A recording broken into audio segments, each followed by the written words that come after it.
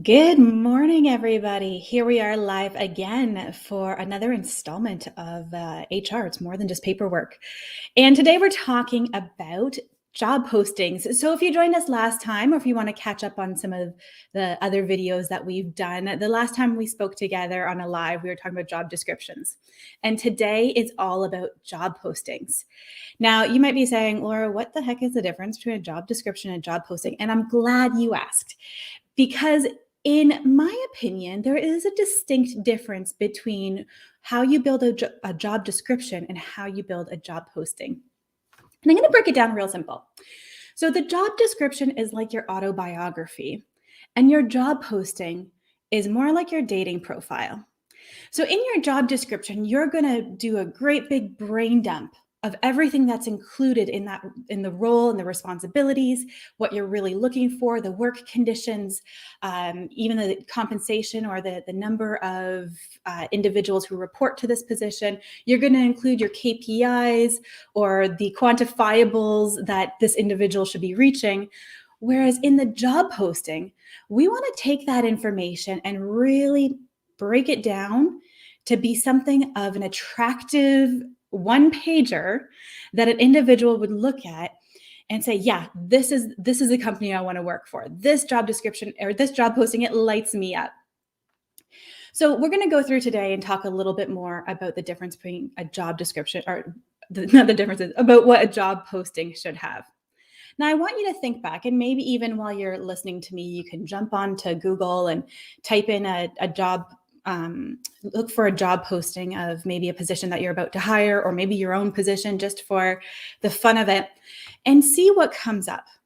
Now, if you typed in marketing manager and saw what kind of job postings came up and read through that, I want you to take note of what catches your eye and what you're actually reading. So my guess is, and I'm going to do a big assumption here, that when you or any individual, including myself, I'll put myself in this category, when I look at a job posting and I just see it on Google or I see it on Indeed or whatever platform it may be on, I look at the first line. What is the company about? Tell me more about this organization who's hiring.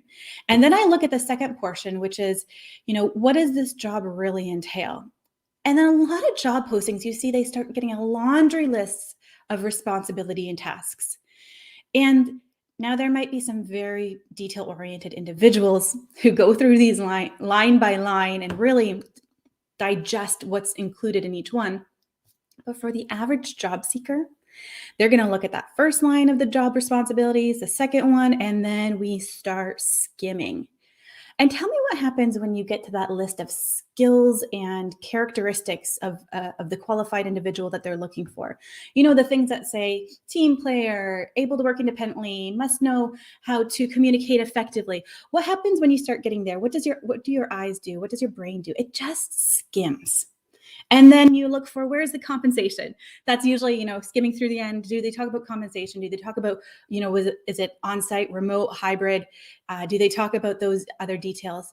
So when you think about how you look at a job posting, we want to take that into account for how we would assume that most people look at job postings, which is they want to know what's in it for them.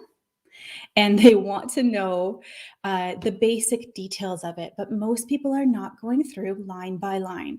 So whereas we pour over each line in a job description, when we put 15 job description lines into a posting, what we're doing is we're diluting our main message.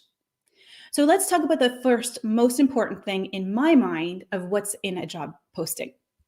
And that is all about your company. So what makes your company unique? What is it about your organization that would attract people to what you're doing? Now, I put in the notes, and I'll throw it right up here, is what we call our value proposition worksheet. And it's just some ideas for how to build your employer value proposition for when you are building your job posting. So you might have worked with a branding expert or a marketing expert to really nail down your company purpose and your company mission statement. And that's great information here. But what else we want to include in the value proposition is making sure that we talk about things like What's the physical work environment like? Why do people want to work for this organization? What's the atmosphere and communication like? What does it feel like to be on the team of your business? Is there any great health and family benefits? So maybe it's a family company and you guys get family. You get when you have to leave at 2 o'clock because you have to go grab a kid from school who's not feeling well. You get the ideas of how important a soccer game is on a Friday afternoon. Maybe that's just part of your company culture. And that's important to highlight. What about the time off or the paid time off or your volunteer time off? Is there anything unique about your company culture that you just take for granted, but really is a defining feature of what you stand for as a business? Some other things are engagement and retention. Do you have a really stable organization where people have just developed their skills within a certain vertical and are experts in their field and love to mentor new people? Or do you provide skills and development training in ways, as from the CEO, do they mentor the new students coming up through the organization? Is there community involvement? Do you give paid time off to volunteer for Habitat for Humanity or other community initiatives? All of these things that we take for granted in the culture of your organization are really important to highlight when we're looking to attract new members to our teams. So you're going to build out that value proposition worksheet, and then you're going to start putting the next section in, which is the position overview or the position summary. And the easiest way to explain the position summary is to think, how does this role directly affect the strategic objectives of the organization? What impact do they have, and how do they make that impact?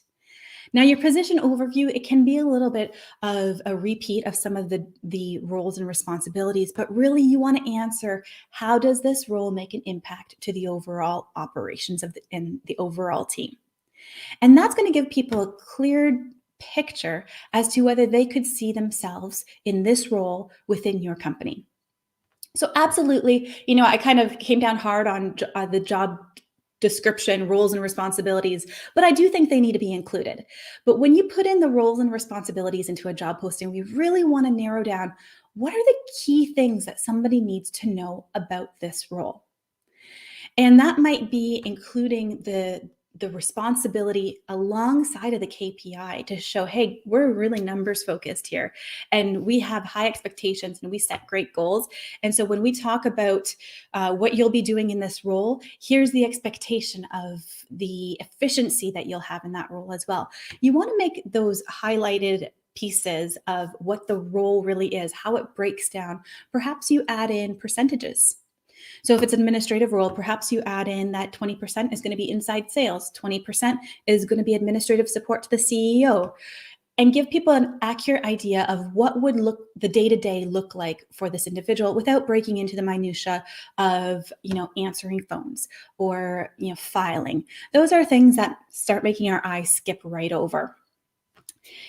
The other aspect of this is that skills part. And this one always kills me because I think there's these go-to skills that we have and that you'll see in pretty much every job posting. Must be able to communicate verbally and in person, must get along with a team and build solid relationships, must be a team player or be able to work independently, must be independently motivated and goal setting. So we have these go-to, and they are all fantastic. They're all fantastic. Don't get me wrong. When we think through a new role, we think about what is the most important skills that this individual needs to have. But when we think through that from the interview standpoint. So we think through those skills and abilities so that we can ask the right questions in the interview, not necessarily in the job posting. Because very few people are going to read that laundry list of skills and be like, oh, but I don't work so well in a team, though I am independent, so I'm not going to apply for this. It's just not within the framework of how people read job postings. So I would, unless there is a really big skill indicative to, a soft skill indicative to the success of this role, consider even skipping over that so that the rest of your job posting is highlighted in the right way and you're not diluting the words. Now, what you do want to include is those things that you use as screening criteria. So whether that's education or years of experience or certain industries or certifications, clean driving record, the things that you're using as screening criteria for the resumes that are coming in, you do want to include for the job posting.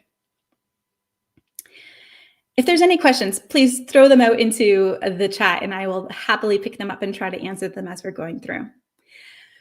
But I want to jump into compensation because this is always a big one. Do you put compensation on the job posting or do you leave it off? And I'm going to say it depends. So when you put compensation as a one-figure number, it gives a clear indication to individuals who are applying where you stand on the issue. What that's going to help you do as an employer is it's going to help people self-select whether they want this role or not. When you don't put compensation in, you're now getting people who think that they're going to make $60,000 or who are thinking they're going to make $35,000 applying for this role. And your job as the recruiter, the hiring manager, is to find out what if people's expectations match what your expectations of paying are going to be. And it just takes a little bit more digging through. It can take a little bit more time when you have a great candidate and you do a screen with them for 20 minutes and talk them and love them, only to find out that there's a $25,000 differential in their salary expectations. So if you can, I always love adding a salary or compensation to a job posting. I think it really helps narrow down the focus. It helps candidates not waste their time with applications, and it helps you not waste your time with candidates who are outside of the compensation range. And if you're saying, well, Laura, can I put in a range like 40 to 60,000 based on experience? And I would say, absolutely you can. This is the caveat though. Anybody who applies is likely going to think they're going to make 55 to 60. So anybody who sees 40 to 60 is automatically going for the top, and you still might have to bring down people's understanding of where their experience sits within, in your opinion, within that range. So compensation, do you add it in? Again, you got to list the pros and cons for yourself as to how you want to do that and whether it's worth it for you. It's either time on either side, but like I said, I support it. If you can make it work and if it's something that you can give out publicly. So the last thing that you want to think about when you're building a job description or your job posting is how to apply. Are you on an applicant tracking system? I mean, Indeed has one, ZipRecruiter, Monster. A lot of these job boards have applicant tracking systems, so people apply directly on. Are you looking for them to send an email directly to an email address? Are you looking for people to show up in person and hand in their resume? We're not seeing that as much these days in this day and age, but it still does happen because some people love when people come to the door, knock, and you can greet them and you can have an immediate, discussion with them about what they're looking for. So how to apply is important, as well as what are the dates that you're reviewing resumes? Because sometimes you can have an application, apply by Friday the 16th. All applications after that time will be reviewed after the first set of applications come in, but just giving people a timeline for which they know, okay, so I've applied on February 8th. They're not even going to be looking at resumes until February 16th. I get it. I understand the timeline. So if they're going to contact me, it will probably be somewhere between the 17th to potentially the 27th. So providing that kind of communication on the job posting is also really beneficial for the communication aspect of the individuals who are applying. And that's my quick rundown on job postings. So we talked about job descriptions. We've talked about job postings. Next time we meet for our quick one-on-one of HR information, we're going to talk about interview guides.